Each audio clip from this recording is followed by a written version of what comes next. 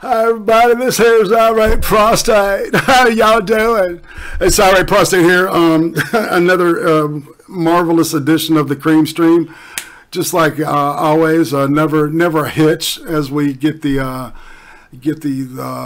ball rolling here. I just want to say hello to all the cyberspace cadets because I continue to flout the patriarchy as often as I can. And I hope you're with me trying to do the same thing. And tonight we've got some fantastic people in the room. I just want to say hello to, let's see, we got Sir Adamantine. Say hello. Hello, everybody. And in addition to that is Right Wing Sister. Say hello. Hello, everyone. And last but not least, at this point, we've got Mara Jane. Hey. The lovely from down under. We're going to put some shrimps on the barbie. I'm sorry. Oh God, we don't have shrimp. I know people. I know you. That triggers me so much. It's fucking prawns. It's prawns. I know. I'm sorry. I didn't mean to.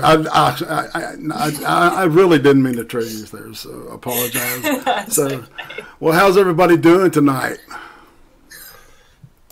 Fantastic. All right, well, cool. Okay. I'm upset. Okay, I'm upset. Well, if you were in the room, I'd pour you a drink. But hey, pour yourself one if you want to. I can't. Oh, I'm sorry. So what we are doing now is after the introductions, we're doing a circle shill. So if you would, let's go with ladies first, and we'll go in reverse order. Mara Jane, you got something you wanna shill before we get going? I would if I still did content. I'm going to be doing content at some point soon. It's just a matter of getting everything sorted out. But also at some stage, I'm going to be eating Vegemite ice cream because I got paid to. So that's going to suck because I love Vegemite, but I can't think of anything worse than Vegemite ice cream. So if you want to check out that shit show whenever I get around to doing it, my channel is just Mara Jane. So check that out. That sounds like a bundle of joy. I'm fucking dreading it. It's so bad. Is it really that bad? I don't know. Like I said, I love Vegemite, but I can think of nothing more disgusting than Vegemite ice cream. Yeah. Wasn't that devised, or didn't they create that during World War II? Because they had to wear rationing stuff, and they created that as kind of a spread, or in place of like butter or margarine, because they were using a lot of the lipids and the fats and stuff as lubricants for vehicles, or some shit like that. I don't know. I'm geriatric, so I'm smelling burnt toast, and I must have forgotten that. So, but hey, I can have fun being on. All right, Right Wing Sister, you got something you want to sell? Sell it, baby. Sure. I am Right Wing Sister on all social media. Check me out: Twitter, Instagram, YouTube, Gab, and also, I think my collab with Whitey is coming out soon. I don't know exactly when, and then I'm going to be uploading a video, I think, on Monday or Tuesday. Ah, okay. And Sir Adamantine, you got something you want to show? Just have the usual Saturday afternoon drinks with friends, which is, for those of you who are unfamiliar, is just a really sloppy stream where I get very drunk and try to keep it under 7 hours. It's some of the best stuff that's happened on the internet in the past month has happened during those streams. So I highly recommend if you got just kick it back, if you have to clean house or something, and just listen to us talk and get crazy. We get a little crazy in that thing. Oh yes, and Irate is my co-host. Yeah. Okay. Yeah. If you can call me that, I'm not sure I'm doing you that much good, but I am having a ball doing it with you, bro. That didn't sound right, did it? It's still fun. So yeah, I'm looking at shilling my stuff.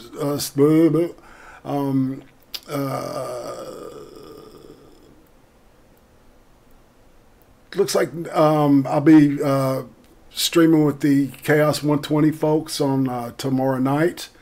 After I do the Drinks with Friends, and then I'll be with them on Monday. I'm not sure about the schedule right now, but I'll definitely be on Monday and Wednesday, and possibly Thursday. I don't know if I can do 7 days a week though. It's I'm old, like everybody keeps pointing it out. So, but you know. That's a fun group to be with too. So, and I highly recommend their stuff. The Friday gets a little weird because all these streams that I'm friendly with kind of overlap each other and stuff. So we have to give each other love and just know it's a big world and there's room for everybody to grow. And if you're wondering about the rest of the crew, they have been shot links and they're on their way, hopefully. So going from there, I guess it's time to talk news. Does anybody have anything they want to talk about? I mean, we can start with want to save that for later. The thing that I found on the internet. Go if you want to bring it up. Let's do it. This is the time to do it right now. Okay, there's this because I'm thinking about doing a video about it. It's from Babe.net. Never heard of it. And the title of the article is called "I've cheated on every guy I've ever dated, and I don't feel even a little bit sorry." Okay. Yeah. It kind of went viral on Twitter, and self-serving article I've ever seen. Like, she puts like pictures of herself on like Tinder, like she's in like bra and underwear. It says "not looking for anything serious." She's holding a glass of or a bottle of thing, and she has like these screenshots. It's like, around for drinks on Saturday, and then the guy says, "I'm seeing someone actually," and she says, "LOL," and he says, "Yeah, I can be around," and she said, "Knew it." She's like, I bet you, because she's really cute, right? She can do what she wants. A little bit, homely looking or a little bit bigger. She would be like, men are ruining everything and the patriarchy and all this other stuff. She'd be one of those. Blue hairs. Right. That I'm going to do an in-depth video on this because this bothers me. Talk a little bit about it,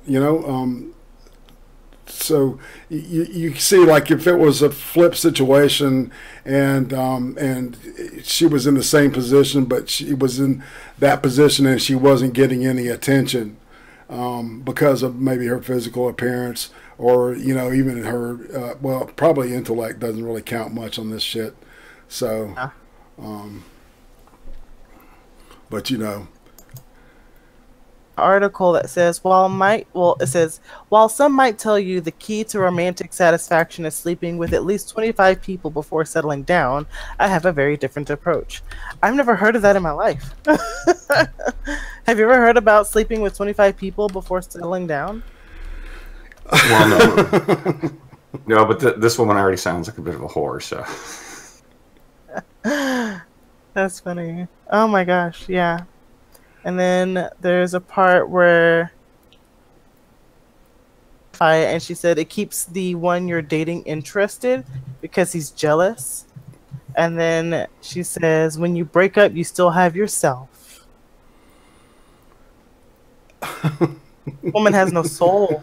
God, that's so sad, isn't it? If you think about it on a deep level, it's just like, wow, that's pretty vapid. I don't know. What do you think? Go ahead.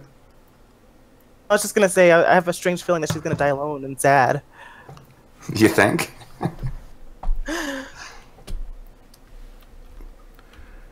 What, I would be tempted to judge her harshly, but I'm really no better. Except I don't do the cheating thing. But It's okay if you want to like get around, like as Tupac says, but to do it just because you can and you cheat on top of that, say that you can't, sleeping around is like bad, but if you purposely date people just to cheat on them because you feel empowered or whatever, I think that's stupid. Yeah, this chick kind of sounds like a wee bit of a cunt. Just yeah, that's politely, I guess. Yeah, see, I've been in a committed relationship for over 27 years, and the idea, I took what I consider a very serious oath when I wed my lovely wife, and I just can't see, even if you're in a cohabitation type, romance, if you've got. If you're in what they call like an open relationship or whatever, I still think that there has to be some type of respect in there, and I don't hear any of that in what I just heard. There's no respect for really even herself. Yeah. On a just a analytical level, that's just it's kind of sad, and it's indicative of where we're at now. I'll also posit that in ancient Rome there were situations that existed that are identical. The human nature doesn't change, and there's going to be, there's I guess horrors, and I don't for the lack of a better word, and then I just can't see going against some of those things, those. Especially if my situation when I've made an oath to somebody that I love, and I made the decision to spend the rest of my life with Easy Q when I said I do, or I wouldn't have done it. If I had even thought that divorce was an option, I wouldn't have put her through that bullshit. Sweet. We would have just lived together. No, I'm shooting straight about that shit. That's just one thing that just makes me want to vomit, that kind of crap. So anyway, I'm off my horse. Would like to add anything?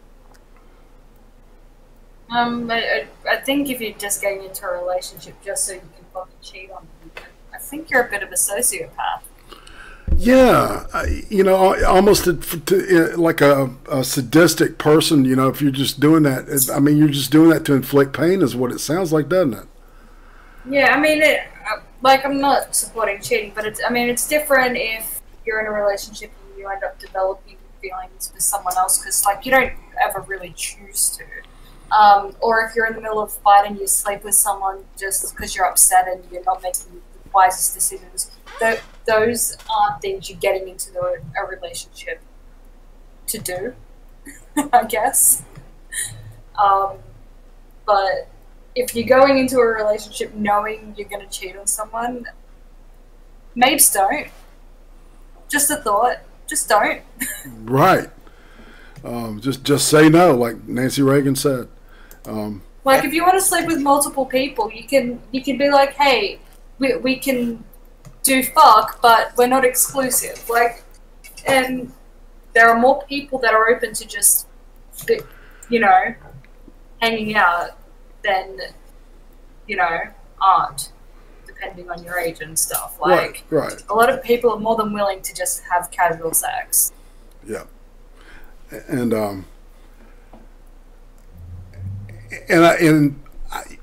I think everything that can be said, I think we've covered all the bases on that, because it does sound sociopathic though. Now that you bring it up, it's just or at the very least, definitely narcissistic. Oh yeah. Yeah. Well, usually there's a lot of narcissism when it comes to sociopaths. Just something I've observed and read. So, anyway, all right. Next, who's got something they want to talk about?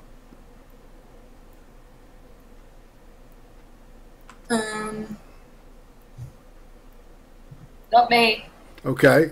Well, then I will bring up. All right, I've got some stuff pulled up just for this very moment.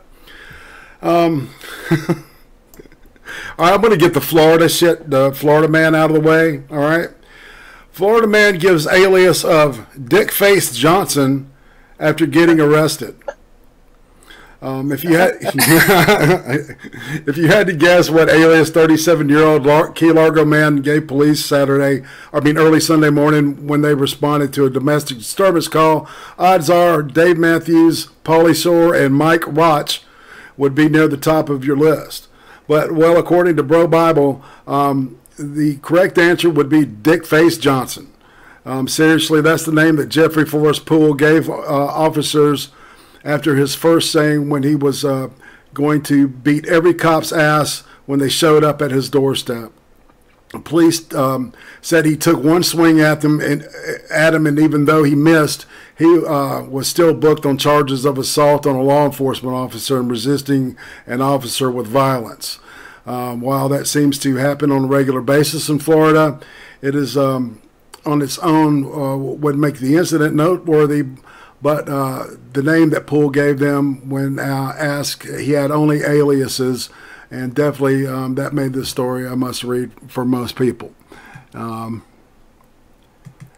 Dickface Johnson is currently still behind bars in lieu of $5,150 bond. So who knows? Maybe that alias will wind up being fairly accurate after a few days in the clink. Bing! I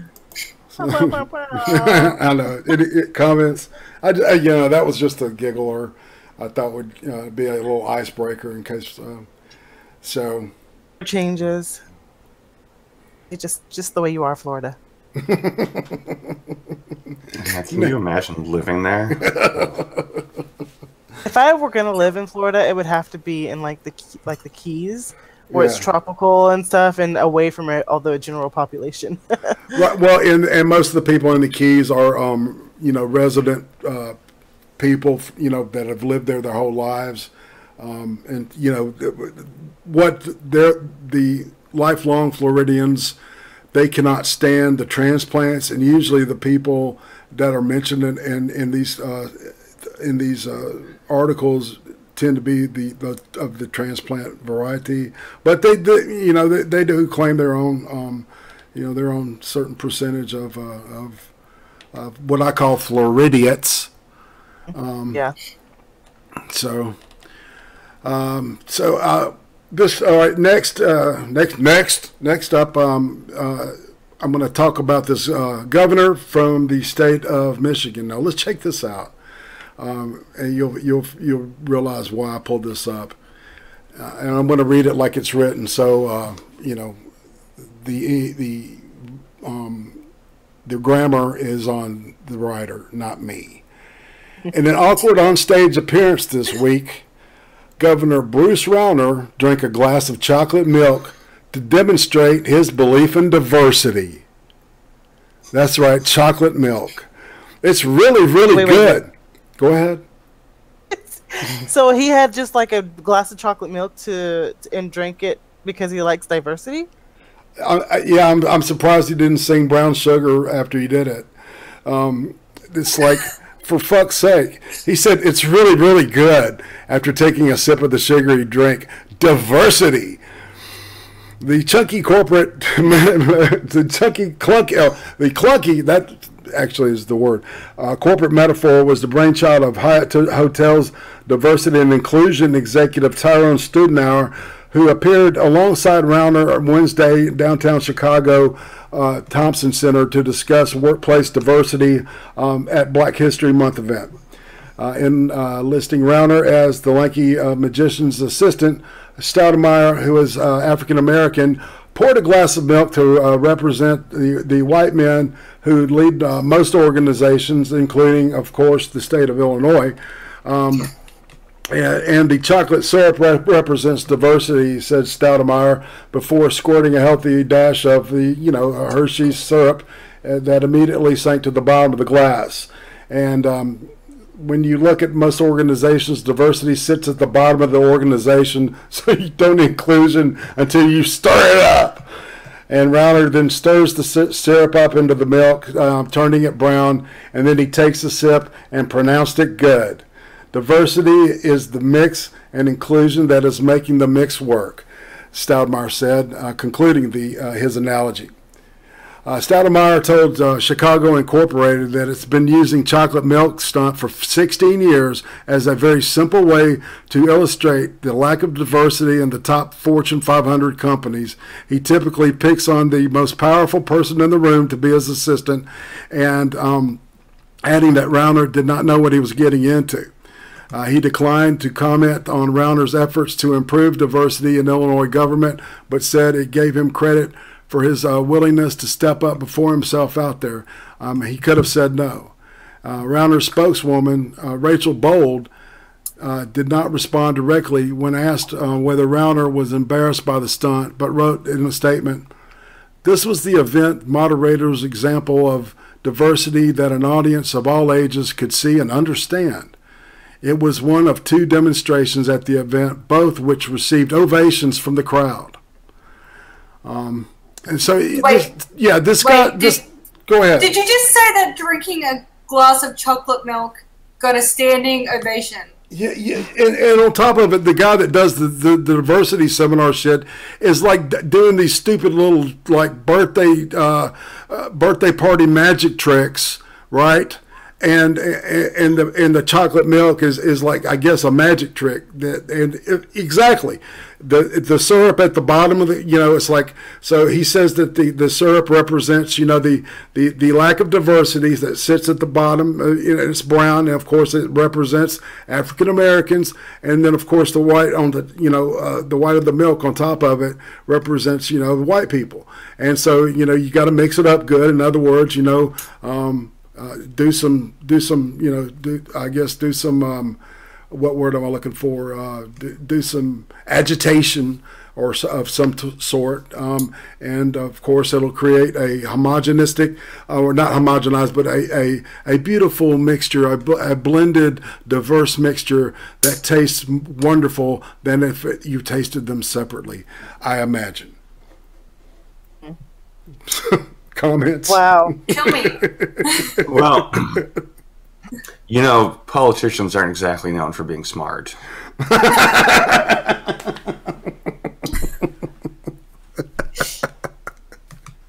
Oh shit! I just can't get past drinking a glass of fucking milk. Got a standing ovation. Why? I don't care what it's a metaphor for. Hashtag brown nosing. The virtue signal is so strong in that it's so cringy. I can imagine when they're like, "Oh yeah, that's a good analogy. Let's all stand because Black people." I'm like, I hate that so much. I hate virtue signaling. Well, and there's just like this cottage industry of people that go around and do these seminars. For corporations, these little workshops that people are like, they're literally pulled out of their jobs and they're paid to endure, right? You have to, for the whole day, as soon as you get there, say, we're doing a diversity, or we're doing a sexual harassment, deal, and you go in and you sit in this room all day long, and you have this person tell you how full of shit you are and how awful you are, and how you need to change who you are if you're a white male, like I am. And you're just sitting there, and everybody is looking at each other. The diverse group of people that I was always with, we would just look at each other like, this is just the dumbest shit. And it looks like in 15 or 20 years that it hadn't changed. Yeah. Go ahead. Yeah, it's unfortunate that, still the same as it was like back in the 80s, and they haven't really progressed much. And, these are the people that claim to be progressive, and yet they're still stuck decades ago. It's crazy. And, that's, it just blows me away, this kind of stuff.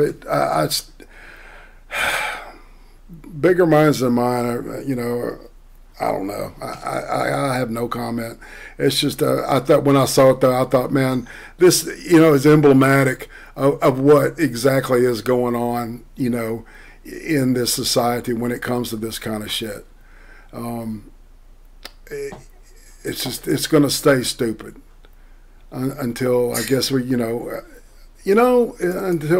we just say, look, let's just drop the pretense and just it's like my favorite quote from Sir Adamantine on this deal. Morgan Freeman a couple of years back in an interview with what is that guy's name? Don Lemon. Lemon, yeah, on CNN. He said, look, the best way to end racism is to just stop talking about race. I mean, and it's so profound the way that he says it. It always sticks with me, and every time it gets brought up again, this comes into my head. Okay, now this brings me to the next.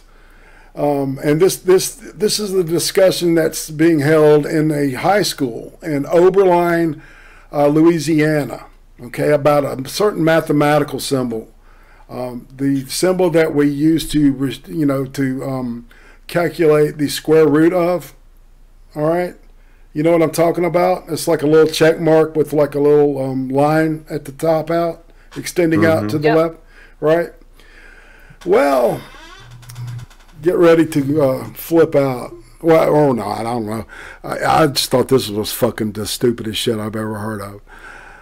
So, a discussion among students at Oberlin High School in Oberlin, Louisiana, about a mathematical symbol led to police investigation and a search for one of the students' homes, according to Allen Parish's sheriff's office.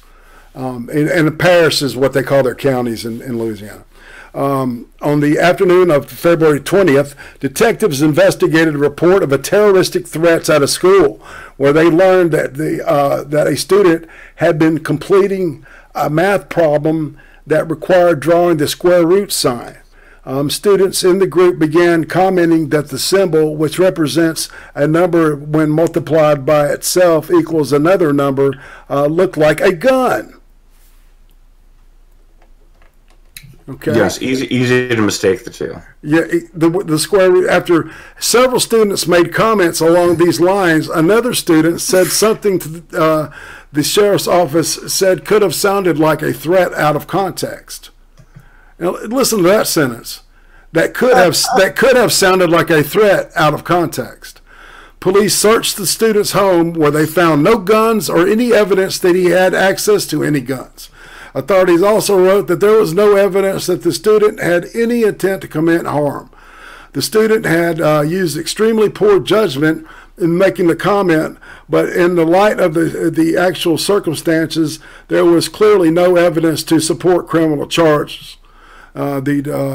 The department wrote. Nobody even stood up and talked this. They just handed out a memo, adding that the school's board had been contacted to determine any disciplinary action for the student. You may have said this, but if not, how did the cops become involved? Who brought them into this? Let's see. All right, it said. All right, it just says the discussion led to a police investigation and search of a student's home, according to the sheriff's office.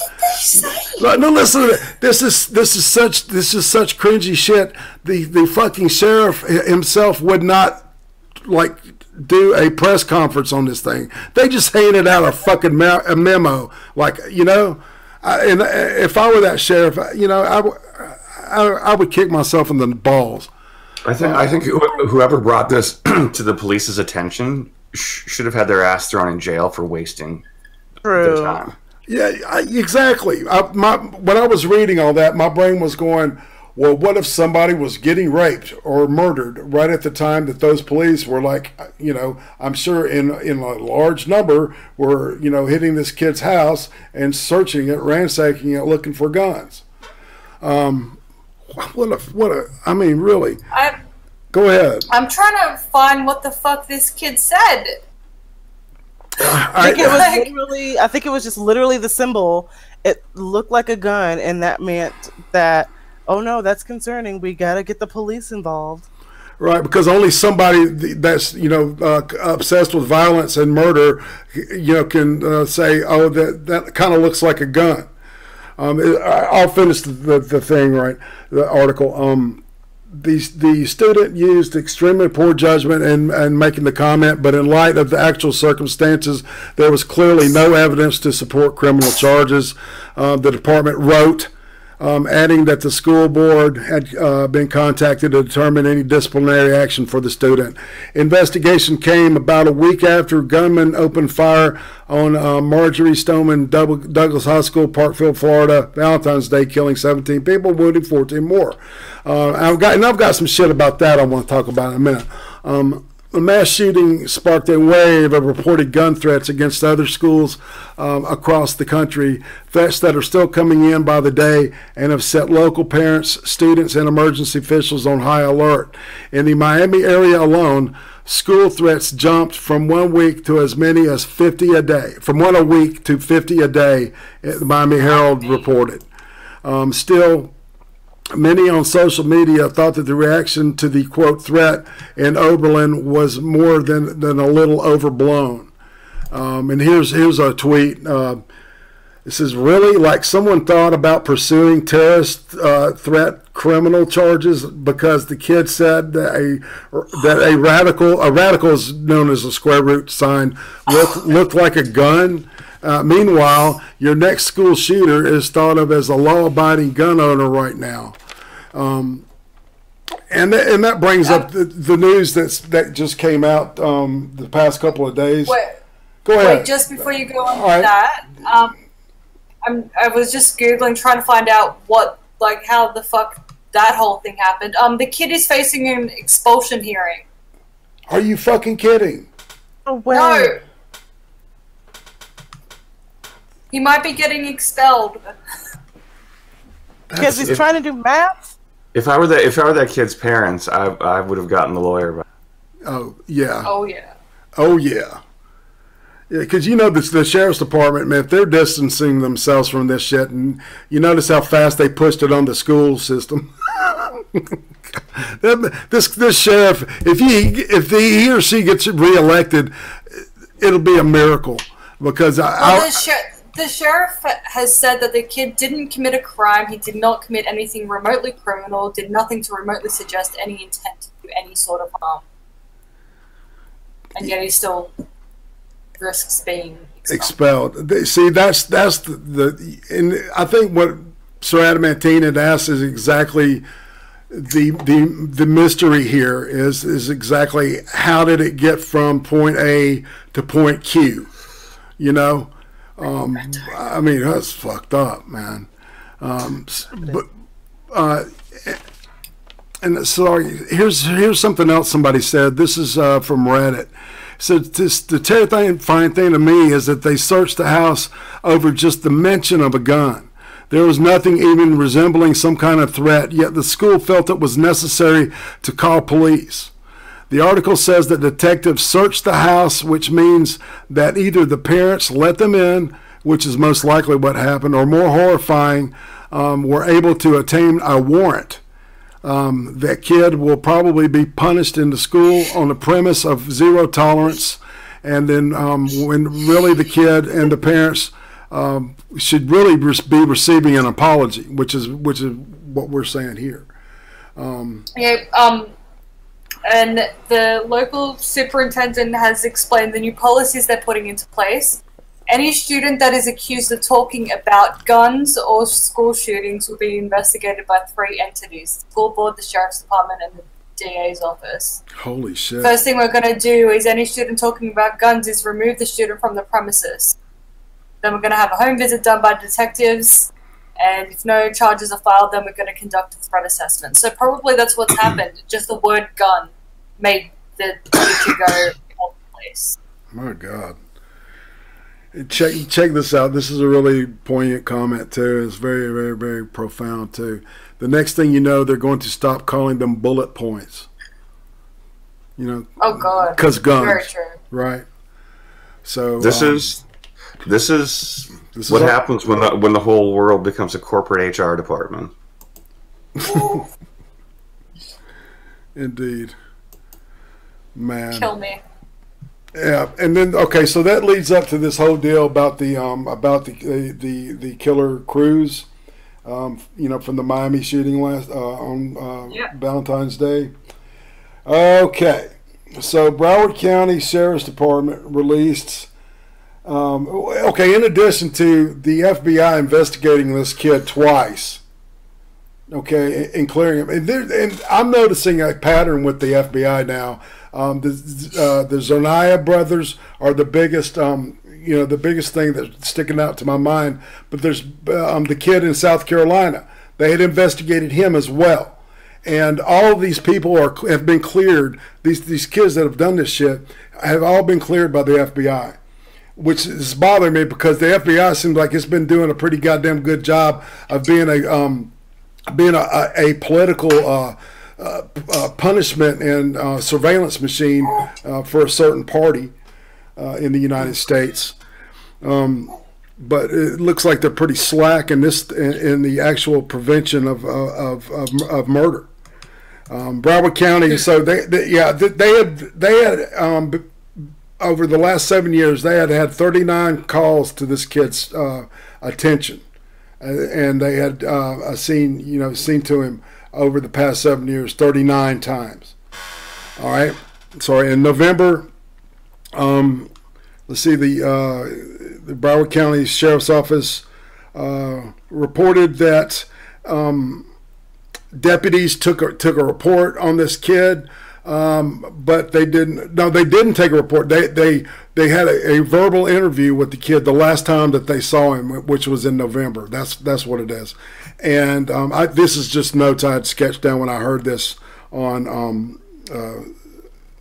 article. I mean, a show I was listening on YouTube, and it said that there was no report filed by the deputies, that investigated the last time they had been called on him, and last but not least, the fucking piece of shit coward deputy that sat outside of the school and listened to the gunfire while this kid was killing these people, and listening to them like the coward he is, instead of doing his job, running in there and putting the motherfucker down. It was 3 deputies and the school's armed guard. So it was 4 people. There were 4 people outside, and it was only after the police department arrived that they went in. The police arrived with 3 deputies and the armed guard hiding behind cars outside. I mean, is there a reason that anything? Was it because they were scared? Is it because they didn't know what they were doing? They were lackadaisical in their job, or what? They wanted to wait till more people arrived, which I thought after Columbine it was established like that you go in, like, because school shooters, when you look at their profile, they don't engage with the police. They either put the gun down or they off themselves when the police go in. So, like, it was established after Columbine, you don't wait for backup. First responders are go in. Like, and what the fuck? They were just scared. They didn't want to lose their lives, so they made a coach lose his. That's all that. Yeah, well, you know what? They shouldn't be deputies. Like, if you're not going to put your life on the line, don't do the job that makes you put your life on the line. Just a thought. Like, yeah, that school cop apparently was making over $100,000 a year too. are you serious? Yeah, they were always paying him overtime. God. To protect the school. You had the easiest The job school- ever. That's just crazy shit. Clearly, that guy simply just didn't want to get shot. But well, you know, who does want to get shot? But if you're a cop, you know, that's kind of part of the job description that might happen. It's amazing. I'm reading what Academic Cub's responding to, and I agree. You know, it's I made a mistake referring to the kid's name because it's like it doesn't deserve the attention that of you know or the dignity of that. It's just a horrible situation, and I don't know. I feel. I don't know. When I heard all that shit, man, I just I wanted to throw something, you know. Have I given you my thoughts on guns? All right. No, man, not really. We haven't really, you know, gotten into a depthy discussion about them. To be honest, I don't think. I think the solution to problems like this is there shouldn't be less guns in the U.S. People should be more heavily encouraged to have them, and they should be able to carry them anywhere. I think so. Well, you know, because I mean, maybe it wouldn't apply so much in a school unless it was the teachers, because you wouldn't have the kids do it. But like that one shooting in Colorado in the movie theater, if 3/4 of the people who were watching that movie had guns on them, there wouldn't have been a mass shooting. Fuck, if just 3 people in that theater had guns on them, it would have been, you know, over pretty quick. Get rid of gun-free zones. I think that's... Yeah, like we have heavily restricted gun laws here. Like, you're not allowed to carry a gun, like, at all. The only time you're allowed to carry a gun on you is when you're actively hunting, pretty much. And we still have people getting shot. Like, we still have gun crime. Like, gun crime isn't ever going to go away. So, yeah, I think it's pretty clear, like, when you look at the stats in the States, the areas that have the, like, you know, the loosest gun laws in regards to concealed carry and stuff also have the lowest gun crime. Yeah, like, well, Texas. You see, I was... And look who has the worst, Chicago, which has one of the most restrictive gun laws. Yeah, well, that's what Go ahead, please. I was going to say, it drives me up the fucking wall when people are like, oh, Australia did a no more gun thingy. We should do that too. No, you guys shouldn't, because guess what? You guys have a shit fucking ton more illegal weapons than we do. We're an island. Like, if we wanted to ban all fucking guns from the country, it would take time. But if we wanted to stop the importation of guns, theoretically, we could. You guys have 2 giant freaking borders to other countries. Like, the cultures are different. Everything, like, the population is different, crime rates are different. Everything about Australia and the US in regards to guns is, like, you're comparing not even apples and oranges. You're comparing friggin' apples and, like, I don't know, filet mignon. Like, they're 2 completely different things. And it just drives me up a wall when people are like, oh, be like Australia. No, don't be like us, because, like, literally hundreds upon hundreds upon hundreds upon hundreds more people will be dead in the States if you take away all of the legal guns. Like, it's stupid. Agree. You know, it's and I don't know if this is true. I had heard something. I haven't been able to take the time to investigate it, but they were saying that in Switzerland that every household is required to have a weapon in it. Yeah. Is that does anybody know if that's for sure true? Because that is true. All Swiss citizens have to do a mandatory military service thing, and they're required to own a gun. Oh wow! Because I heard that, and it was and they were saying that they have the lowest per capita gun casualty count in the entire Europe. That would make sense, because as well they're not just owning guns, they're also taught with discipline how to use them and how to be responsible with them. And I think I think that, honestly, I do think if people want to start talking about gun laws in the US and changing them, I don't think it would be an unreasonable thing if someone put forward people should have to go through, and I think some states may or may not have this. I don't know all of the ins and outs of American gun laws, but like if they had to do a gun safety course, how to fire a gun, how to clean your gun, how to maintain your gun, how to safely store your gun, etc., before you could get a gun, I don't think that would be an unreasonable proposition, at least. I don't either. And so, I don't know. It's just I get really upset, on this kind of shit, because it just really it frustrates me how this shit's just been turned into a fucking political thing, and it's because it's so easy to get emotional. People's emotions are manipulated by this shit, and of course, and that's the whole deal, is that we don't have like actual work records of their function in their jobs in Congress or the Senate, to look at and to vote on. No, they create these emotional issues to manipulate us, to garner votes. Well, and go ahead. Have you seen Aiden Paladin's video that she's just put out in the last couple of days about how we psychologically respond to tragedies and stuff like that?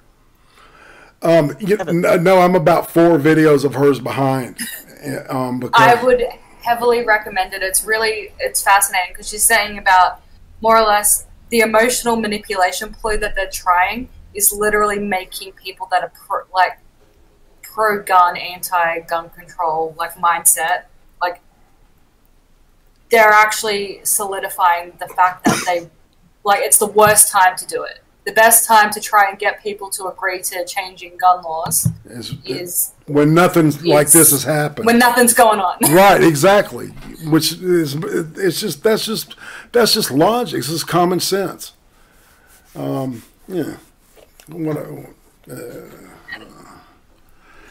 And what's everyone's thoughts on the whole "you're either with us or you're against us" crap? Oh no, my God. No one wants fucking kids to die, motherfucker. What's wrong with you? Oh, that. See, and of course, once again, that's the Marxist kind of manipulation. That's you're either against us or that's that class struggle thing. From another angle, right? The way that they make it a binary. If it's not black, then it has to be white, and if it's not white, it has to be black. There's no shades of gray. It's a binary type choice, and right, and that's right out of their playbook. The whole class struggle thing. It's just another. What they've done, if they've taken the class struggle model and they've just changed labels, and this whole and this is just another example of that. And these kids are being manipulated. And what's interesting is that once they realize it at some point in the future, they're going to probably rebel against that shit. Either that, or they're just going to be left-wing automatons. Doing the bidding, what do they call useful idiots, some shit like that. Yeah, well, one thing I find really interesting is there's a kid. I think he was, how some of the kids that died were cadets or whatever. I think this kid must have been a cadet as well, but he gave an interview more or less saying, "I wish the coach dude had a gun on him, because maybe he'd still be alive and a whole bunch more people would be alive, because if he had been allowed to have his gun, then obviously he threw himself in front of students to protect them. Of course he would have gone and tried to take out the shooter type thing." And that kid is getting literally no airtime. Yeah. Like most people haven't even. I can't even remember his name. I've seen the interview once, and that's it. I don't even know how I saw it. I think I just accidentally found it one day. Yeah, I'm seeing a lot of this tinfoil hat shit about this other kid, man. That's kind of like that's stepping on everything else. But that kid, the one that said, you know, I wasn't going to shake your hand because you're a piece of shit, but I changed my mind and I'm going to be a better person and do it anyway and shake your hand. I love the way that the guys just slid that backhanded compliment in there to Rubio when he was, you know, with that whole. Have you watched any of that footage of that what are they town hall thing? I watched some of it. That's cringy as fuck at best, and it's signal a lot. Like a little, you think? Go ahead, please. The whole thing bothers me because, like, if you just look at statistics, you know, just look at the numbers, look at the stats, and I know this is said over and over and over again, stop thinking with your feelings. And if you just throw your feelings out of it, you know, feelings are important. We don't want to throw them just all away altogether. But if you're trying to use logic and intellectual conversations with your feelings, it's not going to work. So what happen is we look at the numbers, we look at, you know, what needs to happen with those numbers, and right now what we need to happen is better background checks. Any type of tips from FBI, every single one of them has to be taken seriously. Every single one. Risk that anymore because the FBI is looking stupid right now because they failed to act. Well, exactly, you know, and it's like it makes sense, you know, for them to check everything out that they're supposed to, but it's like this whole thing is just it makes because they were so wonderful at all the shit with Hillary Clinton and covering up all that stuff and coming to these conclusions and being used as you see, I go back to that all that politicization of the FBI, man, that the weaponization on a political level of you know, a law enforcement structure that was designed to go between, you know, states because to make sure that the country as a whole, you know, would not have like, you know, havens where, you know, where somebody could be apprehended from one state out of another, you know, instead of having all those extradition problems, you know, that we've got all over the world. And the FBI, you know, they've fallen short. I don't know if I made sense with what I just said, but a more articulate person could probably have made that sound better. What I was trying to say though is that they have, the more and more that they come up, the less credible they're starting to look, like you were saying, and you know, why even fund them, you know, or at least, you know, at some point maybe restructure because obviously there's some type of entrenched, I don't know what word I'm looking for, cancer or, you know, something that's keeping that machine from doing what it's supposed to do. I think they're in the same situation as the security guards that were at the school. They're complacent and they like doing their cushy jobs and not doing anything, but they're getting money. So it definitely needs restructure, definitely needs new leadership and all the cronies out. And so we just need neutral, I know that's probably impossible, but more neutral people. And I think beyond that as well, I mean, like, pretty much, it's, like, if the FBI, because I think one thing, they need to have more profilers within the FBI, but then again, they still need to do their jobs because they didn't do their jobs in case of this situation because they were told about him. They received a credible tip that just they didn't follow up on. But beyond that as well, let's be honest, school shooters generally have the same general profile, and I think examining the profile will and acting on that as opposed to acting on guns is what will solve this, or at least help prevent it in future. Like most school shooters have a history of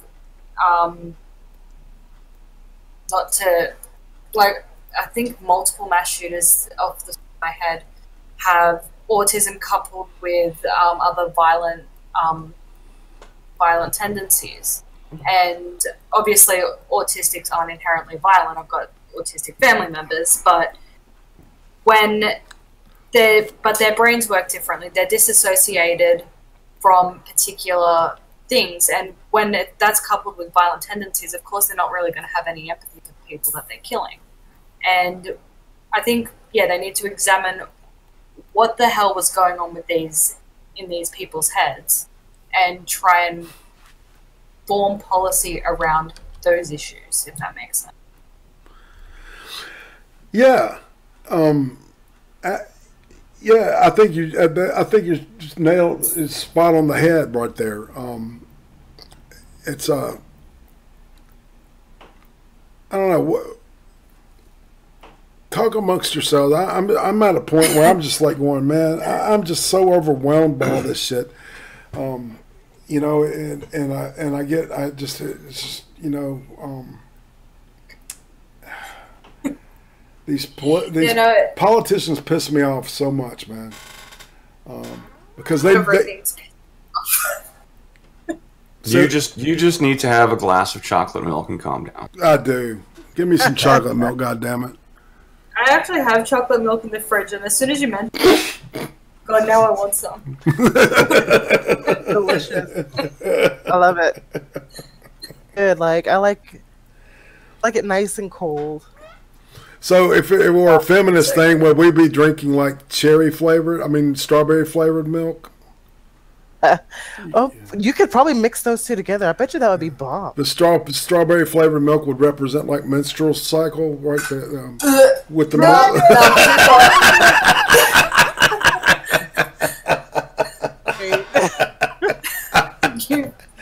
I had to say that. Pretty sure you ruined the chocolate milk for her. Oh. I'm so sad now. I'm gonna put a lighter in the air for strawberry milk. Oh. I'm doing the two beats in the peace sign for strawberry milk. Got mad love for it. Uzi Q, man, I forgot to tell everybody this at the beginning. She called me up and said, there's hazmat crews in the parking lot where she works. Evidently some rolling meth lab had rolled into a car and like exploded and shit or something, and at her work. So should be coming home soon from that. But she called me a couple hours ago and said, oh, this is blah, blah, blah. So, and I'm sorry I didn't tell you all that earlier, but that just reminded me of it. And speak of the devil, she just buzzed me, said she's on her way home. And we should be seeing Mr. Malin walk through the door any second now. Keep an eye out for him. He did end up having to close. He does not like it when he has to close. Yeah, I know, Toad. That's pretty funny. All right, so I'm going to move on. I think we've kind of. Let's do. Well, I don't know. This does kind of relate. This next two. This is a good segue into this next little section. Real quick comment before you start the next story. Well, sure, brother. There are some wrenchless people in the chat who are feeling wrenchless. Wrenchless lives matter, and I am going to wrenchify. Don't you have the ability to do that, Sir Adamantine? I don't think anyone except the person whose channel it is, do they? Usually, I think only the channel, only the crowns can wrench the people.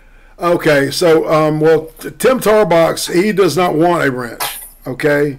But he is all about the wrenches lives matter, okay? Does anybody deserve one? Well, Olenska definitely does. Oh, God, yes. Thank you.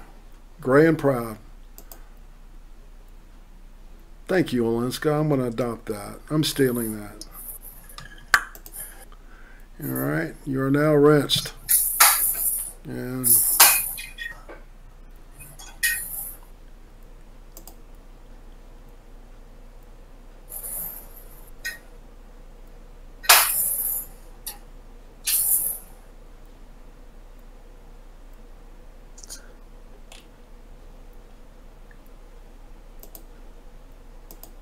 Apparently, wrenching people is next.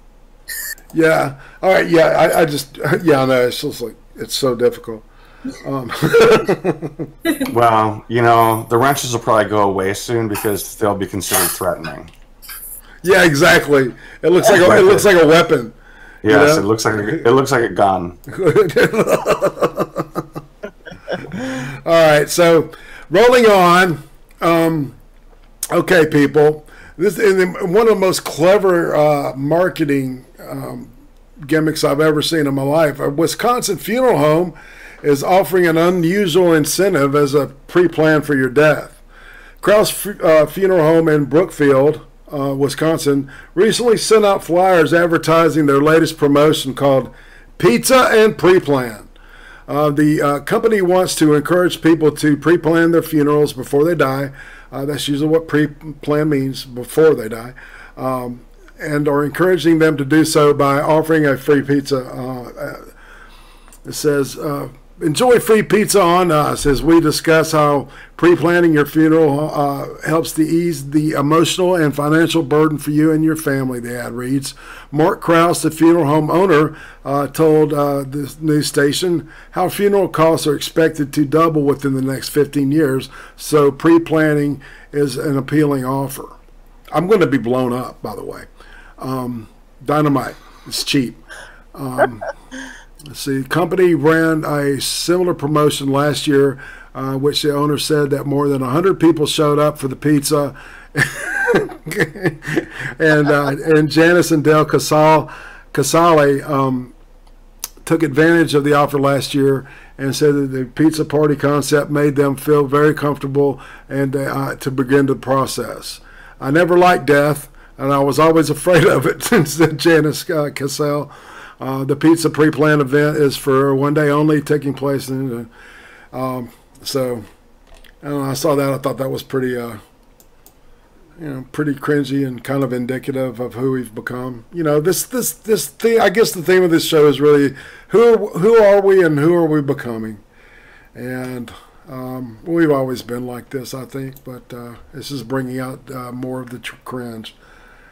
And segueing into this next one, pizza, Domino's Pizza, says that it is in no way affiliated with an adult entertainment site after the news of the site's Domino's ordering sex toy was announced on Thursday.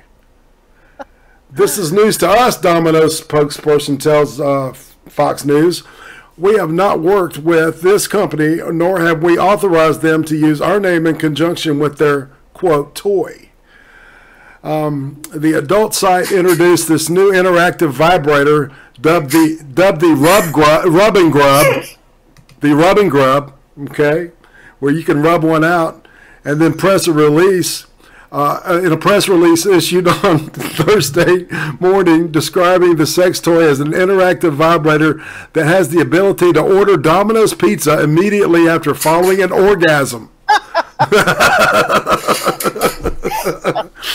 According to the press release, the rubbing grub will be outfitted with a button affixed to the end of the device, which can be pre-programmed with the user's payment and delivery information. So all they merely is push a button to summon a cheese pizza.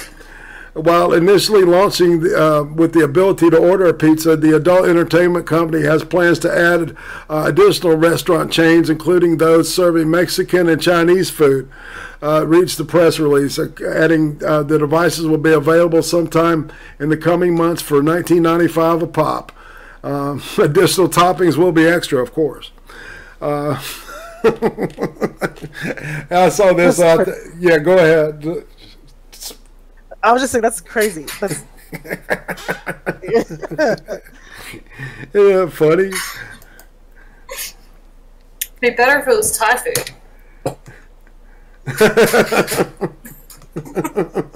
I was going to say it's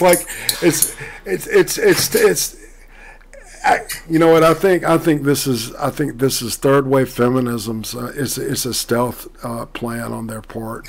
I think that Alex Jones, I think that he's going to come up with the true reason that this is happening. These vibrators are going to take the place of every man in this world. All a woman has to do is use this machine to get off, and then of course it's going to feed her, so she won't need the man to do either. And then before you know it, we're going to be growing kids and eggs, and it's going to be just like it's just like a science fiction film or something. Men will be obsolete, and there'll be nothing but Amazon women growing on this island. This island we call the United States. So there's a flaw in that logic, though. You think? It doesn't address the wage gap. Who's going to buy the people?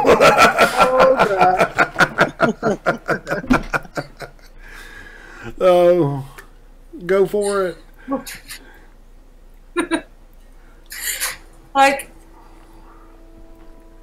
yeah, we women can't afford all of this stuff without the men, because 78 cents on the dollar. So, checkmate, Alex Jones.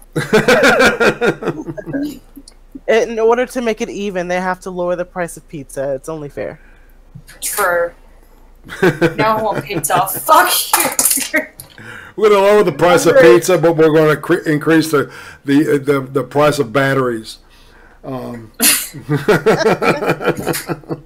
Just need to say, it's very unfair to talk about food around a breastfeeding woman. It's very cruel. I get very hungry. Yeah. Yeah. Yeah. Yeah. My appetite. You've already ruined the chocolate milk for her. Exactly. It's not fair. God. Oh. Boy, I tell you, my brain wants to go places I can't go right now. So, where do we go from here? This is usually the time where I start picking on Occam, and since he hasn't made it yet, I don't know what I'm going to do. And, let's see, just checking things out here. This story for some reason brings to mind that episode of Seinfeld where George decided he wanted to eat sandwiches while having sex. Describe it. For maybe, that was pretty much it. He thought he thought they were like two of the greatest things, so why not combine them? Right, sandwiches and sex. Exactly. But then the girl he was sleeping with, I think if I'm recalling correctly, he was trying to hide the fact that he was eating his. That's funny. I never got into Seinfeld. So. Oh, second greatest show of all time, I think, after Arrested Development. Yeah. I like shows where things happen, though. Yeah. Well, but I mean, that's was the lovely thing about it. It's just like when you figured it out that it was not about what you thought it was about, and you realized that you go ahead. I just did, because I've obviously seen bits and pieces like throughout my life and everything, and there's just one episode where like George's part of the entire episode is who had the rights to a parking spot because he was going to reverse park in, but someone else just drove in behind him, and that was his entire part of the episode. I'm watching this, I'm like, I have so many things I could be doing right now, and I'm going to go do them because I don't give a flying fuck. I have no investment in this. Well, but that's one of the first parking episodes where, like, all right, so he gets in the argument with the dude because they're both halfway parked in that spot, and then there's the one where they're like on the parking deck or the car park, what y'all call the car park, where they're lost and they can't find where the car is, and the whole episode is them just walking around looking for the looking for the car, and it's hilarious. Like I've just watched it. I'm just like, every time I've tried to watch it, I'm like, I just can't. This is so uninteresting, and just change the channel. It's just you got to get in that groove, man. The sci-fi, it is. Maybe if I had a couple of cones before I watched it, I don't know. Maybe it'd be interesting if I was high as a fucking kite. Well, I'm sure that wouldn't hurt. I've at least tried. Let's see. I'm going to check out some stuff here. Oh gosh. Let me find this.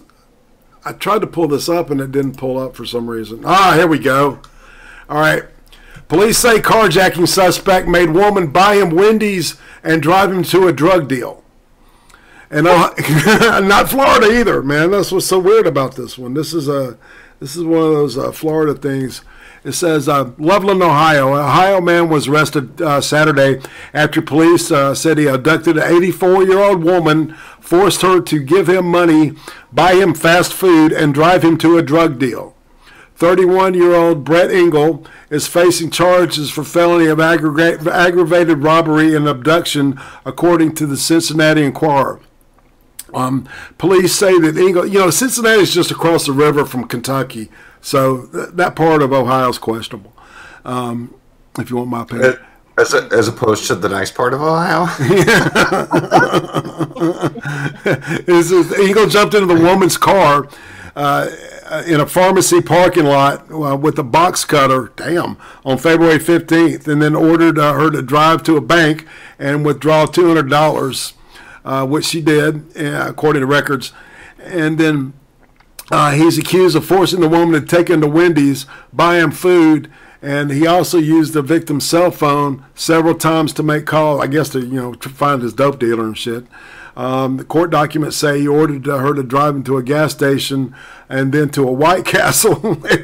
And while he was at the White Castle, police say the woman saw him as he prepared to buy something from two other men. He then got back in the car and injected himself with some kind of drug and then made her drive off to a different apartment complexes and a gas station. The victim told police that the man wiped down places in the car where he touched with a napkin and told her that he knew where she lived, and he saw her that he saw from her driver's license. He told her that she better not call the police.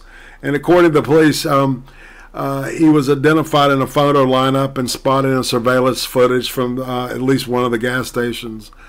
He's being held on $750,000 bond in Hamilton County. So there are dumbasses in other places besides Florida. I mean, that's just go for it. I will say I was a bit disappointed because we have a Wendy's here too, but it's a different Wendy's. Ours is an ice cream. And as soon as I remembered that your Wendy's isn't an ice cream store, it's fast food, I was immediately less amused. I was like, can you imagine just carjacking someone so you could go get ice cream? And that's where my mind went initially, and then I was sad. They've got a frozen like chocolate milk type thing. It's a Frosty. A Frosty, right. It's really thick. That's the closest thing to the ice cream you can get there, but they are pretty good. So that's a plug for chocolate milk that I can endorse. That's so sad. I've got chocolate milk in the fridge, and every time I go to get it, I'm like, nope. Yeah, I can't. Just let me know next time you get it so I can say something gross. No. If I decide to drink or eat anything in there, you will not be knowing. I'm not risking that. Okay, this is a classy one from the Metro in UK. Okay. It's been 37 days since Lamar Chambers was arrested by Essex police for being a suspected drug dealer. And during those 37 days, he has not taken one poo. It is thought that the 24-year-old allegedly concealed drugs on himself before the arrest as part of the operation targeting street crime on January 17th. So now officers are waiting for the bated breath for the dude to take a shit, okay? How is that even medically possible? I don't know, man. It says Chambers.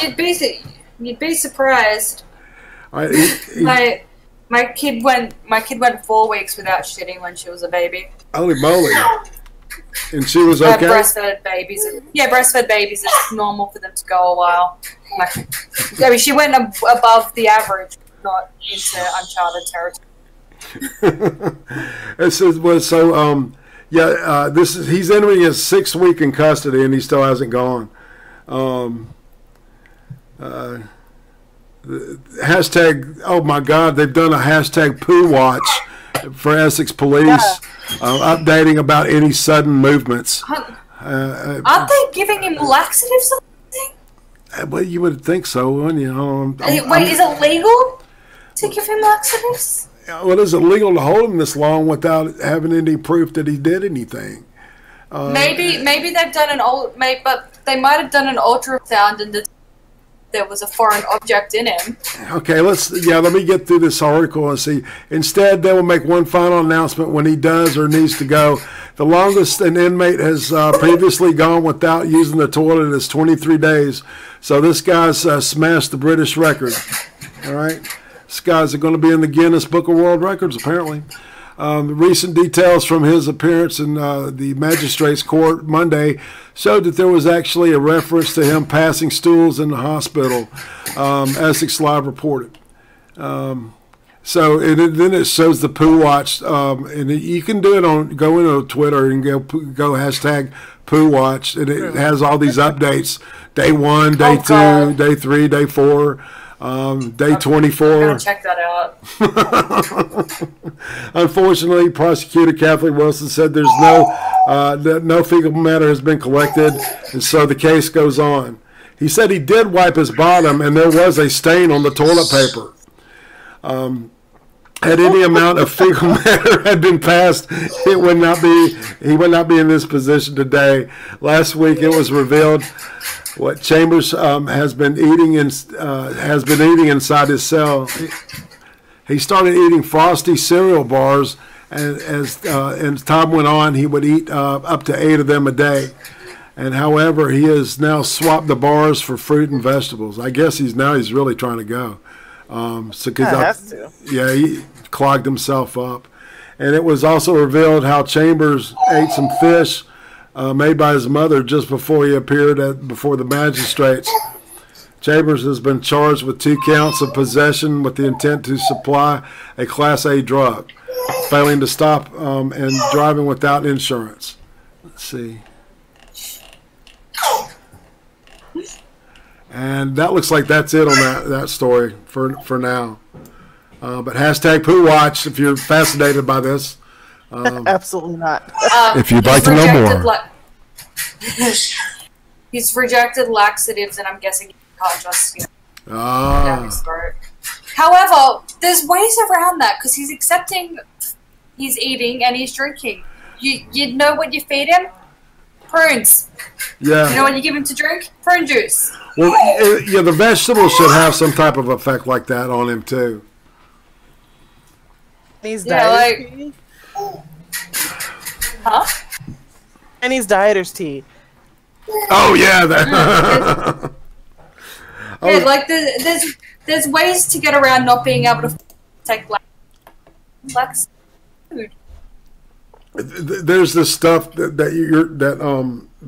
right wing sister was talking about with the tea.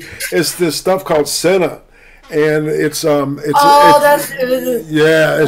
stimulant, and it'll and it rakes. Yeah, you will definitely clean yourself out. No, just give him all the cigarettes that he wants and some prune juice, and he'll shit eventually. Yeah. Maybe a cup of coffee on top of it. Yeah, this hashtag is less interesting than I hoped it would be.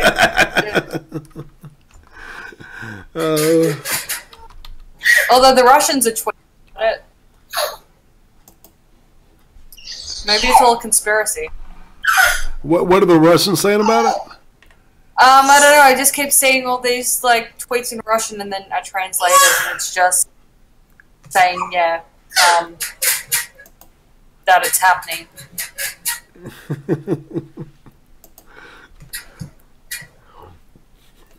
Well, we're ending near the hour and a half mark.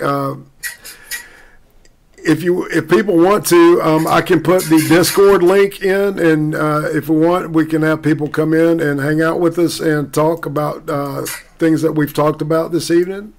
And as a matter of fact, I will put the Discord link in. Try the link that's already listed, and that should get you in here. And if you want to come in and hang out, just come on down, and I'll pop you in. Imagine if he hadn't swallowed anything, been just waiting for him to take a shit, and there's nothing. That's what I'm wondering, man, because it's like it doesn't seem like they would have the right to hold him this long. Well, apparently, Academic Hub has said, yeah, when they suspect a person is hiding something in their body, they can be held until it is out.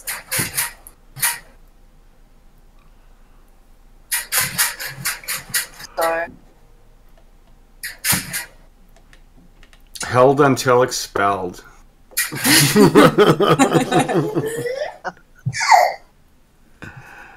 All right. So Tim Tarwax, what do you mean, dang, what notification says 16 minutes ago? Oh, the Discord is invalid. Okay. Or is expired. All right. I will replace it. It's supposed to be a permanent link. Rude. I'll replace that right now.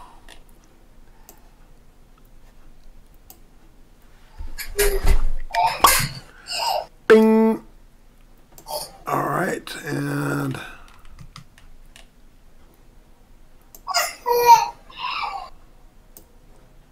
okay, it says all changes saved.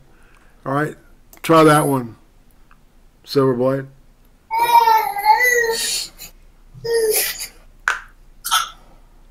Sorry.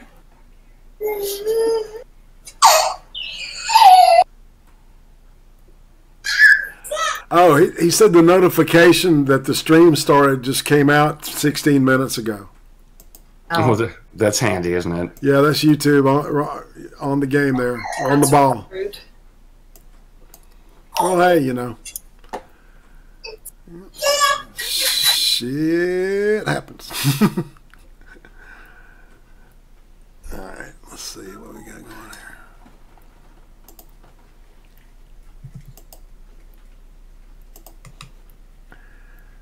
Just making sure everything is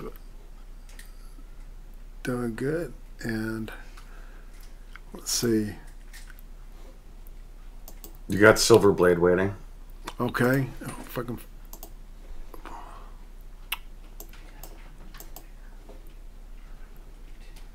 What the fuck? It looks like my okay, there's my Discord. Damn.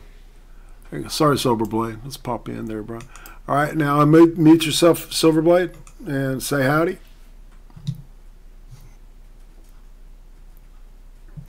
Did you hear me, Silverblade?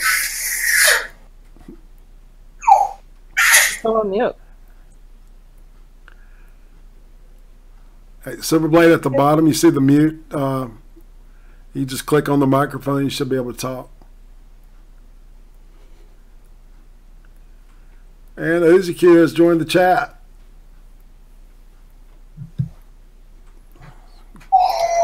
So, Hey. so Uzi, are you wearing a hazmat suit?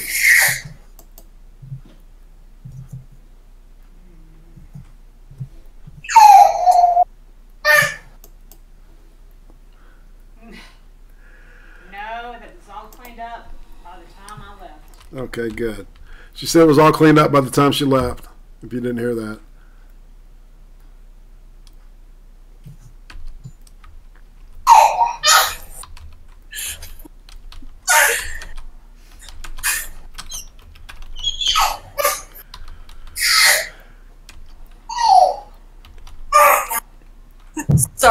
It's just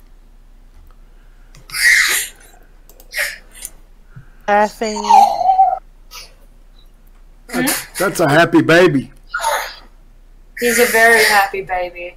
He's just he's been finding his voice, so it's just.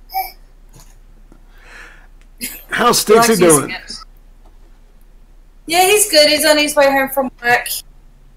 Supposed to finish at like 12 today, and it's now 30, and he's not long left. Yeah. Yeah. It's So, Silver Blade left. Give him my regards. Oh, well, dang. All right. Well. Yeah, that trying to get the audio on the Discord at first is a little tricky, but once you get it down, it's pretty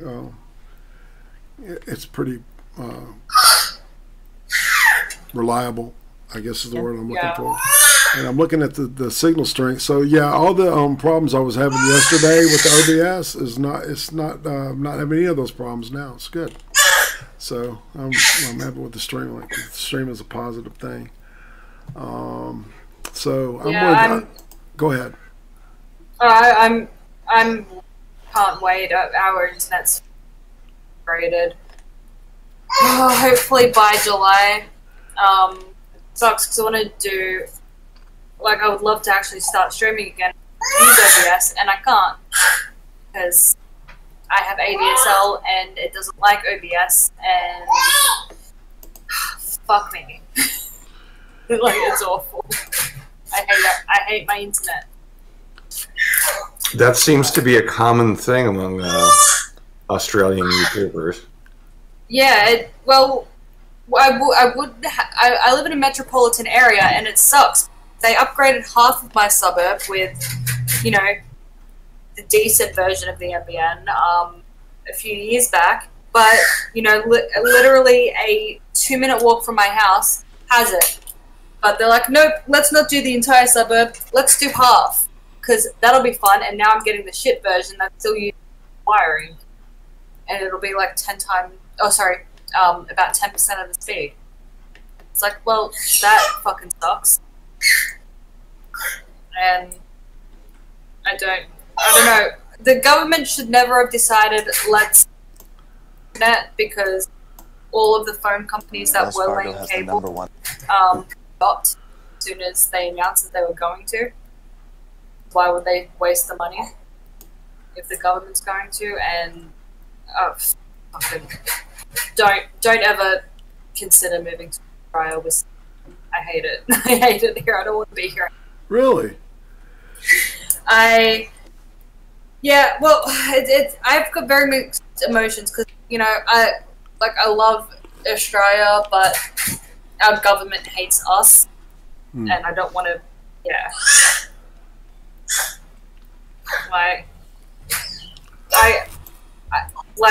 it is a guy literally got an 8-month suspended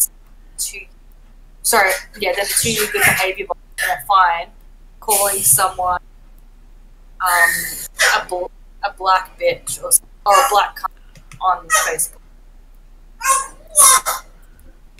Oh. Like he could have gone to jail for saying black.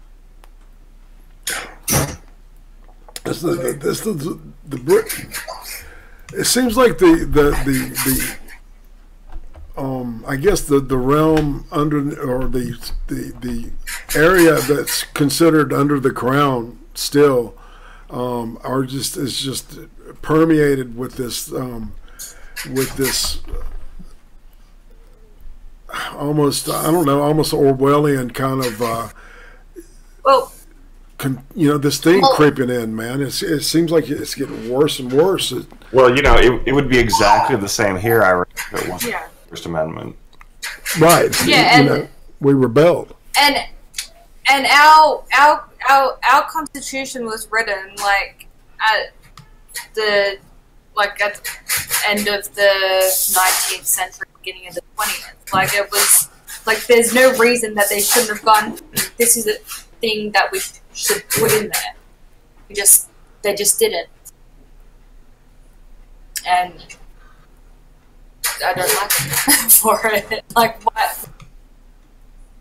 Yeah, like the US is the only place in that has a beach, and it shows. That's why the rest of the world is going a bit more batshit crazy in terms of hate speech shit.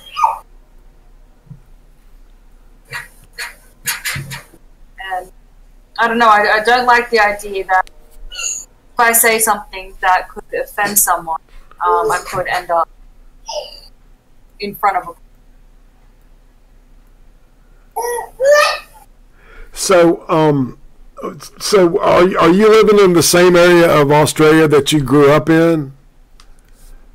Yeah, I live in West Sydney, and I was. So it's not like you're pining for like your old home where you moved from. Yeah. Yeah. No, definitely not. Like I live in the same suburb that I grew up in. Got you. Yeah. It's similar for me and Uzi. What about you, right wing sister? Tell us about yourself a little bit. We learned you're from Texas. Tell us a little bit about that. Oh yeah, I grew up and born and raised in Texas. I currently reside in Dallas. Beautiful city sometimes when there's not stinky people around you. But yeah, I'm a huge sports fan, and I love the Dallas Cowboys. I love the Dallas Mavericks, Dallas Stars, Texas Rangers, most of all. I went to college, didn't finish, music major. And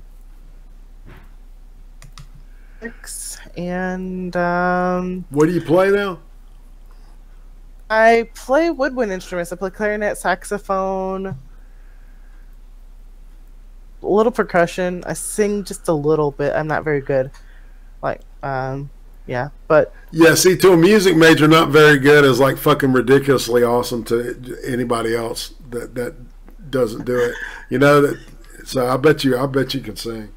I just get a feeling. Clarinet better. I play clarinet better, way better than I do singing. But yeah, I love Texas. I can't imagine myself living anywhere else. And what are the ribs like? Amazing. The pork I love ribs. Jam. I really. The pork ribs are my jam. I love pork ribs. Yeah, I really want to go to Texas and make the South End for like food. Like all the food looks amazing. See it and I'm like, I want it. And be quiet, child. My goodness. The food here is pretty good. The portions are huge. Like when they say everything's bigger in Texas, it's true. Yeah. All right, so we may get in an argument here now. So when you say ribs, are you talking about pork ribs, or are you talking about beef ribs? Ribs. What? Pork ribs. Pork ribs. Okay, good. All right, we're good then. Yeah. They're better. Yeah, but see, some people I've met from Texas, they think barbecue is beef and brisket, and no. Good barbecue is always hickory smoked pork that falls off the bone. And if yes. I like both. Yeah, but see, it's it's a thing, you know, especially in the southeastern United States. And every locality, it's even like there's rivalries within states here. They will fight about their damn barbecue because it is a thing. And you get a good pulled pork sandwich, which what I call what most people call pulled pork. I just call it an outside chop sandwich, which is outside meat is the meat that's closer to the to the outside of the butt or whatever's been smoked, right? And so the meat is a little tougher, but it's more smokier, has more flavor to it, in my opinion. And you're right. And I love it chopped on a sandwich with a good vinegary kind of sauce on top of it with maybe a pickle or two. That is the way I do the Q. Yeah, it's pretty good. Yeah, there's this place in Fort Worth, and you can go there, get some barbecue, and it comes with unlimited beans. You can get as many beans as you want, and you have to just pay one price. It's so good. Yeah, it's like, and it's some good barbecue beans too, man. See, and that's another thing. Each barbecue joint will do like 1 or 2 sides, and that's it.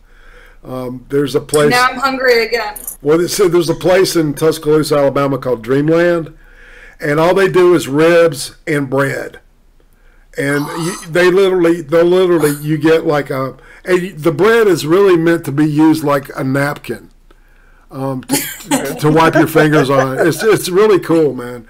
And it was run by this old African American dude who passed away a couple of years back. But I mean, he was doing it into his late 70s, man. And he smoked a pipe, and I don't know, he was an icon, in the state, because Tuscaloosa is where the university is. With the Alabama and the football and stuff, you know about that. Roll Tide. Yeah, Roll Tide. Hey, you're going to get me going now. I'm liking you even more the more I talk to you about. You said the magic words. Roll Tide, yeah. Yeah, but that's just a little piece of Americana here. So, Adamantine, why don't you share what the North Midwest is like? Cold. Talk about his personality. Like, there's something that that even you're proud of. That's part of your deal, that you enjoy about it. Well, Minnesota. I live in Minneapolis, by the way. Minnesota's. It's kind of like Sweden, so it's not real. It's not real exciting. It's a nice place to live if you can handle the winters. It's a beautiful area. Right. But there's nothing like outstanding about like the food, the cuisine, or anything. There's not something that's. Well, I mean, you can find any kind of food you want here in the city, but there's nothing that we're famous for unless you consider lutefisk to be something that's edible. I've heard a lot about lutefisk, man. What is that? Yeah. That apparently is some kind of fish that is covered in lye. Poison? I've never lutefisk. It's a Swedish or Norwegian thing. I've never had it because it obviously just sounds gross. Well, and homony's made with lye too. Did you know that? What is lye? Lye, right? What's it called? Caustic soda. Garden. And it says it's not. All right, hold on. If you want to break down a dead body, sprinkle it with lye. Yeah, kind of. Okay, I see Silverblade and Occam in the group. Hey, Occam, you there now? Oh yeah, I'm here. All right, sorry, brother. I didn't see you, man. I got all these okay. windows open, and Silverblade's coming too. Hey, buddy. There you go. Yeah, we got you now. So we're all sitting around shooting the shit about lutefisk and barbecue. So talk to us. How you been doing, Occam, man? Well, I'm a bit late to the stream because, well, for one thing, work, and then for another thing, I've been ready and packing and stuff to go to leave on a trip tomorrow. I'm going to be gone for a few days in Europe just because I wanted to take a trip to a different part of the world just to, travel. I've never been out of the country before, so it'll be pretty cool. So, Wait, did you just say, he's going to Europe. Did you say you're going for a few days or in a few days? For a few days. Tomorrow. So you're going to go there for how long? Tomorrow, I'm going to actually get to my destination on the 25th, and then I'll be there through the 28th, and then the morning of March 1st, I take off to come back. Huh. Very short trip. Sorry, I'm thinking of it from my perspective, where it's it's like over a day to get there. So, well, it's going to be about a day to get there, and then I'll have about 3 full days there. Coming back. Wow, that sounds fun, man. Whereabouts? Where are you going? Yeah. It's the capital of Macedonia, which is Skopje. Mm-hmm. Oh, cool. Going to Greece. No, not Greece. It's No, that's not Macedonia. All right. I'm sorry. Go ahead. Is a country above Greece. Yeah, wasn't Alexander the Great Macedonian? Mm-hmm. That absolutely was. Excellent. I know what you're talking about. Yeah, no. If I was gonna go anywhere in Europe, it would be like around that region. Because I studied a lot of ancient history, and I want to go to like a lot of. I think Spartacus was also from what is now Macedonia, but back then it was I think it was Thrace. Yeah. Yeah, a lot of giant Greek historical figures were, I guess, Macedonians around, opposed to Greece itself. It's kind of like Australia with the Kiwis. We tend to... Tend to what? We tend to claim a lot of New Zealanders as our... even though they're not. A bunch of people from New Zealand end up becoming... move to Australia young and giant Australian stars and Russell Crowe. He's not actually Australian. Right, and how do you refer to them? Are they like ostracized and shit by natives? No. Oh, he's ostracized, but that's more. That's what? Or the worst foot. He's ostracized, but that's more because he put the worst footy club in the group. Still cut out. Yeah, yeah. Tonight Discord's been a pain.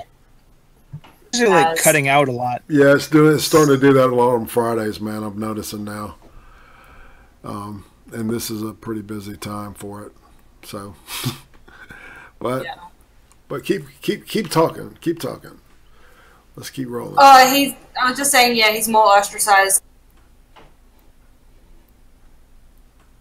And they don't want me to say it. They don't. There's a conspiracy.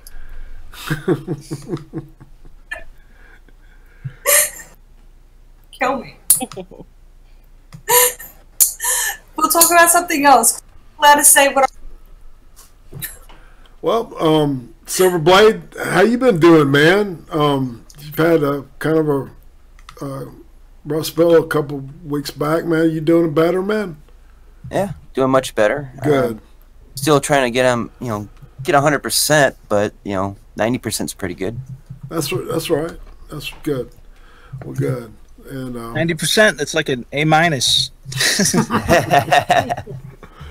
Oh, yeah. So all right. So Alchem's going out of town. So what's been going on recently, man? We hadn't really shot the shit much.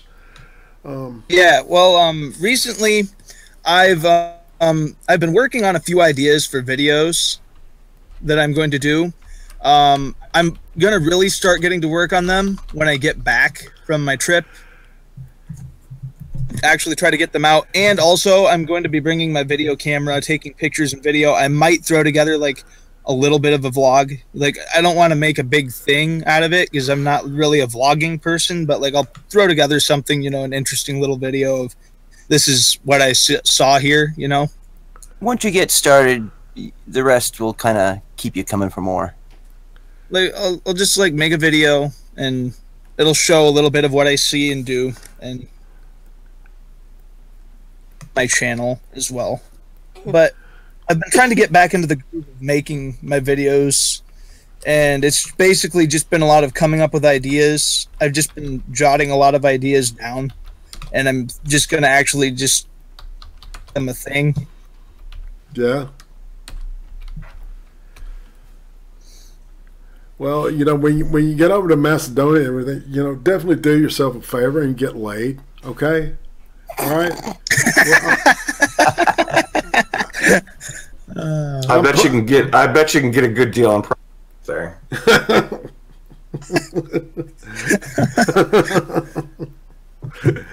Yeah. I hear they're pretty cheap. So, yeah, I'm pulling from a man. Oh, T-Tax driving home. You have a good game, dude?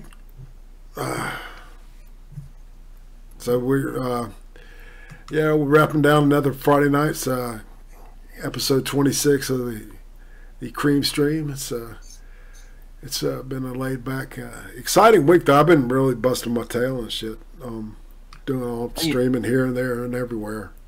You know, this is like half a year's worth of episodes. You know. Yep, it's amazing. So, it's the halfway point. Yeah. Just think of how many hours that is of just like, you know, stream 52. time. 52. Yeah, we're averaging between like hour and 50 to 2 hours. So, yeah, I would say, yeah.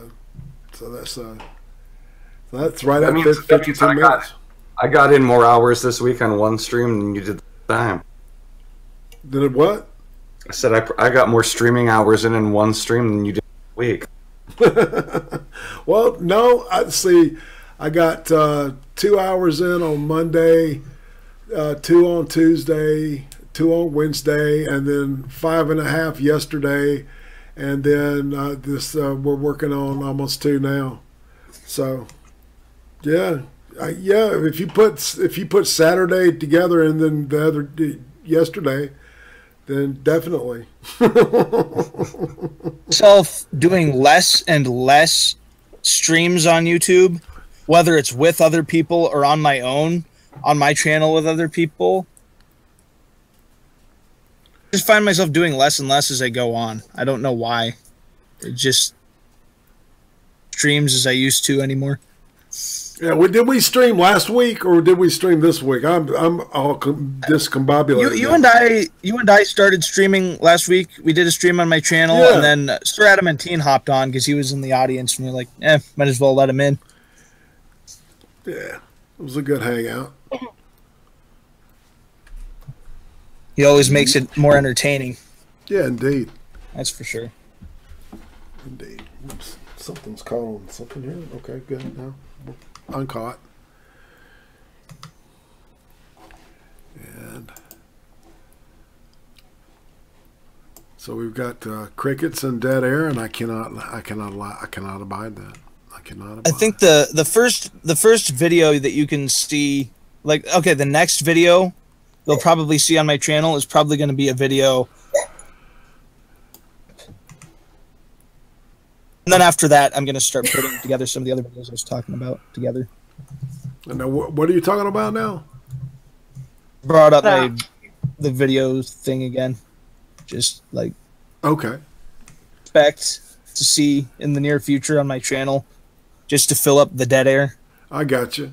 Well, yeah, what we're going to start doing is that, with a couple minutes left, we'll start shilling our shit. And then, and we'll call it a night. It's been interesting, I don't know if you caught any of the we were talking about this shooter thing, and the kid in Louisiana commented that the square root symbol kind of looked like a gun, and they listen to this, man. This is fucked up. They sent the sheriff's office after him. They pulled him in, and they flipped his house, and now he's looking at being expelled. Serious? Yeah, it's cringy as hell. It's really fucked up. At first, I thought it was funny and shit, right? And then the more we started thinking about it, the more it was like, God damn, this is once again, I'm going to use the word Orwellian, and it's. I don't know. Did you hear that, Silverblade? Yep, I actually read about it earlier on in the day. Yeah, I'm actually looking up the link for it right now that I shared. Here we go.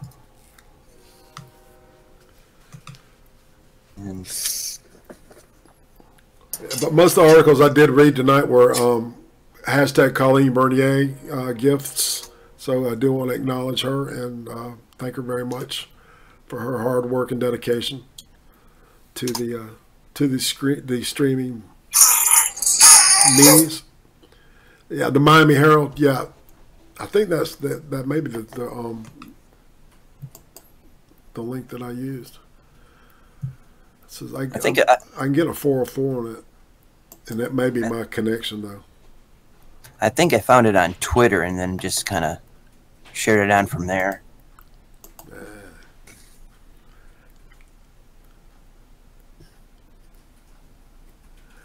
Yeah, I get it, academic.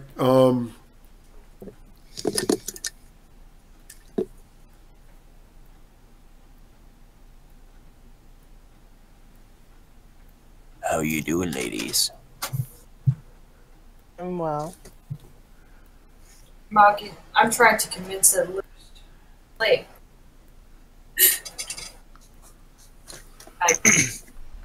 my whole life revolves around children.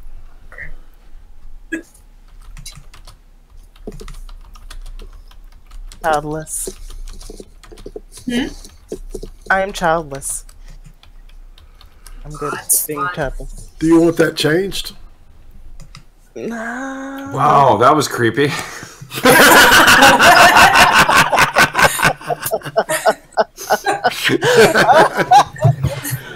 I wouldn't want to have kids. That would probably be like pretty messed up because then it'd be really difficult to do anything. Well, go ahead. You're young. I will say you take for granted being able to just go down to the shop for a minute.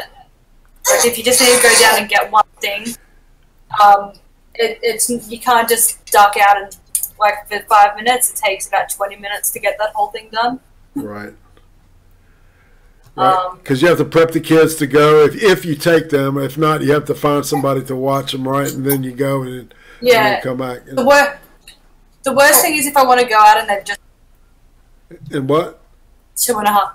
If they've just gone to sleep and I want to go out, I'm like I'm stuck at home for the next 2.5 hours. I can't do anything. So what I would want is like a wall of like a morgue type of refrigerator setup, except punch a bunch of holes in it, turn the refrigerator off, just stuff a kid in there, slide them in, go off to the store, come back, they're safe and sound. You can't do that.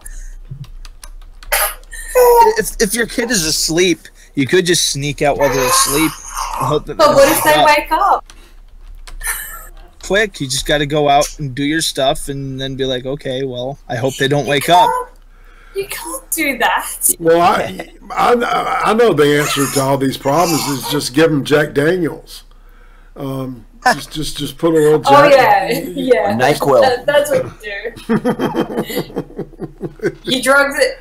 You give the 7-month-old alcohol so you can go to the shop without the child. Well, see, when I was a kid, and I don't know about you, Silverblade, but they used to have this shit called paregoric, which is it's akin to this shit called laudanum, which is made from opium and alcohol. It's a mixture of alcohol with opium in it. And and they used to give that to little babies that were teething or had a problem teething or that had colic and shit.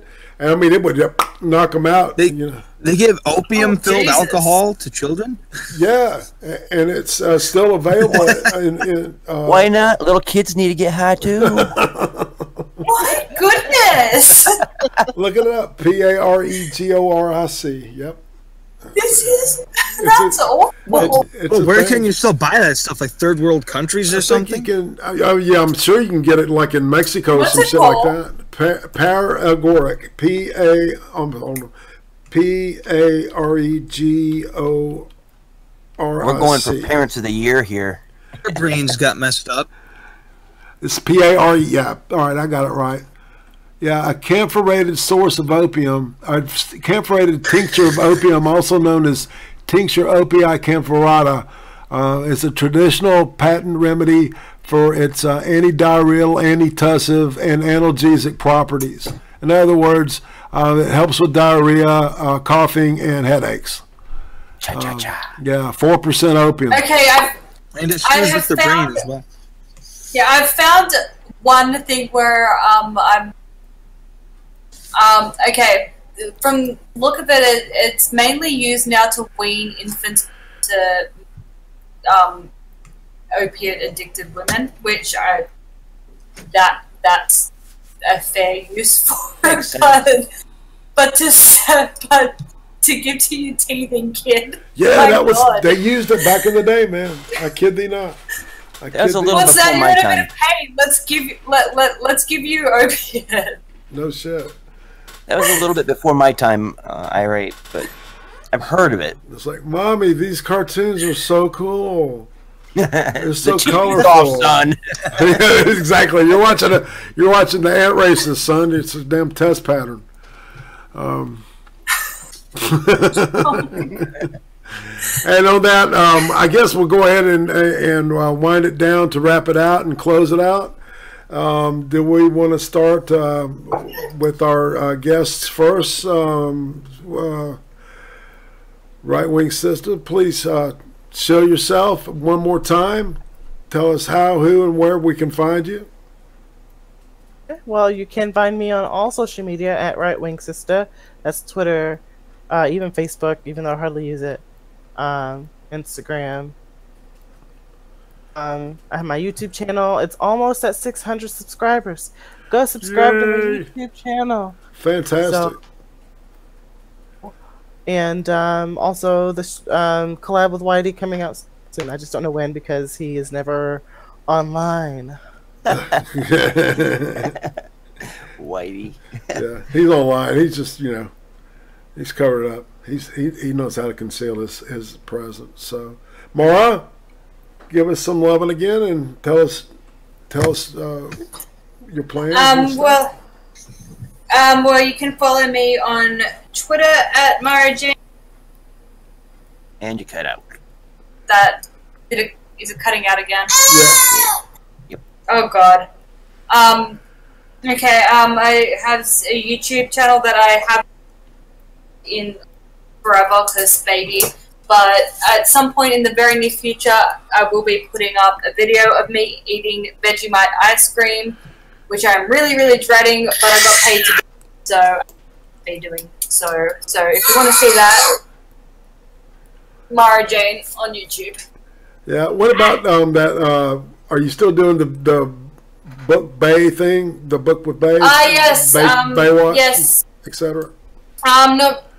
We've pretty much just been doing book club with Bay on Some Dumb Americans channel, where we do book club, and it's not scheduled or anything. It's just whenever we do it, we do it. Our next book is going to be a Jenny book, which anyone that watches it, she's an awful author, so those are usually pretty entertaining. SDA normally spends the entire stream going, losing her mind, so it's always fun. Cool. All right, and now so we'll go down. Silverblade, show Hello. yourself, brother. I will shill T-Tac and Dual Wield. Go check out their channels. That's it. Okay, cool. I'm agreeing with you. All right, and Sir Adamantine. Drunken Stream tomorrow with irates and others, 3 o'clock Central Time. Fantastic. And Occam. Well, just keep in mind, I'm going to have some videos coming up future within these next few weeks, so just keep an eye out if you're interested, and yeah, that's about it. So only hunt for a Macedonian manlet is going to be one of your coming up films that you're going to be releasing. Yeah. Yeah. We're going to do the. Wow. Oh, I don't think that's dude, going to happen. you need to. Well, we need you to get here earlier so we can fuck with you more. miss it. Anyway, You're comic relief. Indeed. And Irate Prostate here. We're going to close it out. I'm shilling myself. I am tomorrow, like mentioned before, we'll be hanging with Sir Adamantine with Drinks with Friends, and Chaos 120 later, and then Chaos 120 on Monday, Wednesday, and Thursday, and then next week will be same bat time, same bat channel. Oh, and on Thursday, me and Big Fat Brian do the what we're calling Netflix hot takes, and we will be talking about. Finally, I get to talk with somebody about the movie Raw, the French cannibal movie. So I'm looking forward to that. So with that, and another Cream Stream is in the books, and I'm going to end the stream now. Everybody, take care. Life is short. It's too short for shit like acrimony, and love each other and love yourself, and we'll see you next week.